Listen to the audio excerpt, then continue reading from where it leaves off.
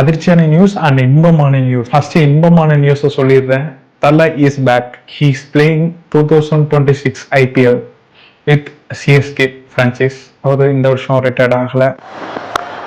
இன்னொரு open CSK team மேனேஜ்மெண்ட்ல இருந்து என்னன்னா, திருப்பி ஆர்ஆர் கூட வந்து பேச்சுவார்த்தை வச்சிருக்காங்க.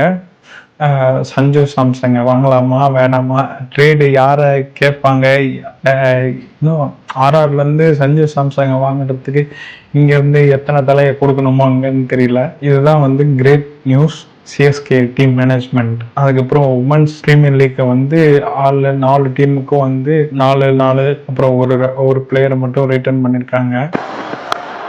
இன்னைக்கு என்ன பார்க்க போனோம்னா, probable 11s for 5th T20 India vs Australia match பார்க்க போகிறோம். அதில் வந்து ஃபஸ்ட்டு ஸ்குவாட் அபிஷேக் சர்மா, சுமன் கில், அப்புறம் குல்தீப் யாதவ், திலக் வர்மா, அப்புறம் Jitesh Sharma, Washington Sundar, Shivam Dube, Axar Patel, Arshdeep Singh and Varun Chakravarthy, Jasprit Bumrah. And அந்த பெஞ்சில் யாரை உட்காந்துருப்பாங்கன்னா சஞ்சு சாம்சன், ரெங்கு சிங்லாம் வந்து கடைசி மேலே ஏஷியா கப் கடைசி பால்ல கடைசி ஒரு 4 அடிச்சாரு.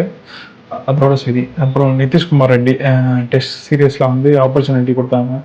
அதுக்கப்புறம் ஓடிஐல கூட கொடுத்தாங்க ஓரளவுக்கு. அடுத்த முக்கியமான பிளேயர் ஒருத்தர் இருக்காரு, ஹர்ஷத் ராணா இருக்கார். அவருக்கு கம்பீருக்கும் என்ன தொடர்போ தெரியல. அவர் வந்து அது தூக்கி வளர்த்த செல்ல பிள்ளை ஒரு ஹர்ஷத் ராணா.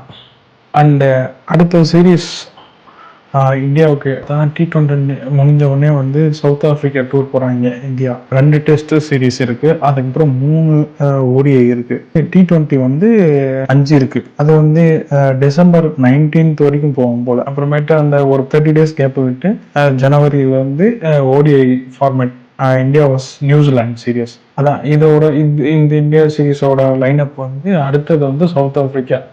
ஏற்கனவே சஞ்சு சாம்சங் போன வருஷத்துக்கு முந்தின வருஷம் போன வருஷம் தான் நினைக்கிறேன். போன வருஷம் திலக் வர்மாவும் சஞ்சு சாம்சங் தான் பிரிச்சிருந்தாங்க T20ல. இந்த வருஷம் 2 டெஸ்ட்டு, அப்புறம் 3 ODI, அப்புறம் 5 T20. வழக்கம் போல் இதுதான். அதுக்குள்ளே வந்து ஒரு 10 மேட்ச் தான் இருக்கும் போல் வேர்ல்டு கப் முன்னாடி. இந்தியாவுக்கும் T20 வேர்ல்டுக்கு போகிறது ஒரு 10 மேட்ச் தான் இருக்கும் போல். அதுக்குள்ளே அந்த டீமை செட் பண்ணிட்டாங்கன்னா பரவாயில்ல. எப்படி கம்பீர் வந்து செட் இருக்கிறது டீம் தான், ஆனால் ரொம்ப ரொம்ப சாய்ஸாக வந்து கம்பீர் வந்து சூஸ் பண்ணுறாங்க. கம்பீர் தான் சூஸ் பண்ணுறாங்க. எப்படி திடீர்னு சிவம் வந்து 8வது இறங்கவில்லை, திடீர்னு ஃபஸ்ட்டு 2 டவுன் இறங்குறாங்க, 1 டவுன் இறங்குறாங்க, திடீர்னு அக்ஷர் பட்டேல வந்து லாஸ்டாக இருக்கிறாங்க, திடீர்னு முன்னாடி இருக்கிறாங்க. எல்லாம் ட்ரையல் அண்ட் எரர் தான் பண்ணுறாரு கௌதம் கம்பீர். பார்ப்போம் அதுக்கப்புறம் இதில் எந்த சீரியஸில் எப்படி போகுதுன்னு தெரில. And Hong Kong cricket association India versus Pakistan அந்த மேட்ச்ல நம்ம வந்து 86 அடித்தோம். அதுக்கப்புறம் 6 ஓவர் தான். அப்புறம் வந்து திருப்பி 6 ஓவர்னா டியூ டு மழைனால 6 ஓவரை குறைச்சிட்டாங்க. திருப்பி பாகிஸ்தான் 41க்கு 1 அவங்க 3 ஓவர் தான் பிடிச்சாங்க. DSL மெத்தடில் வந்து ரிசல்ட்ஸ் கொடுத்துட்டாங்க இந்தியா வின்னு. நம்ம 84 அடித்தோம் 6 ஓவருக்கு. அவங்க வந்து 3 ஓவருக்கு 41 தான் அடித்தாங்க. மீதி 3 ஓவர் போட்டிருந்தாலும் ஒரு 70 கிட்ட தான் வரும். ஸோ DLS மெத்தடில் வந்து இந்தியா வின் கொடுத்துருக்காங்க. நாளைக்கு 6:30 காலையில் 6 மணிக்கு வந்து India versus Kuwait match. South Africa 3 ODI match, 2 test match. ரெண்டுமே வந்து Shubman Gill versus Temba Bavuma. And ODIக்கும் அவங்க தான். T20 வந்து டெவன் ஃபெராரி அவர். அண்ட் எப்படி சூரியகுமார் வர்சஸ் ஃபெராரி. அதுக்கப்புறம் டிம் பவுமா வர்ஸ் கில்லு. அதுக்கப்புறம் டெஸ்ட்லேயும் அதே தான்.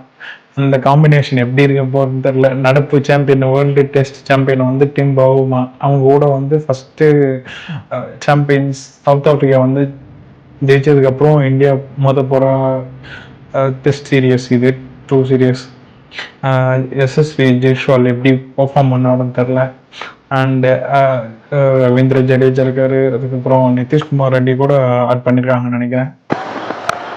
Recent news for CSK team management.